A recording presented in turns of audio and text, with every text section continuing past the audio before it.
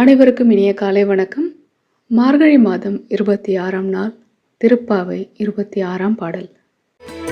மாலே மணிவண்ணா மார்கழி நீராடுவான், மேலையார் செய்வனக்கள் வேண்டுவன கேட்டியே, ஞானத்தை எல்லாம் நடுங்க முரல்வன பாலன வண்ணத்துன் பாஞ்ச சனியமே, போல்வன சங்கங்கள் போய் பாடுடையனவே, சால பெரும் பறையே பல்லாண்டி செய்பாரே, கோல விளக்கே கொடிய வித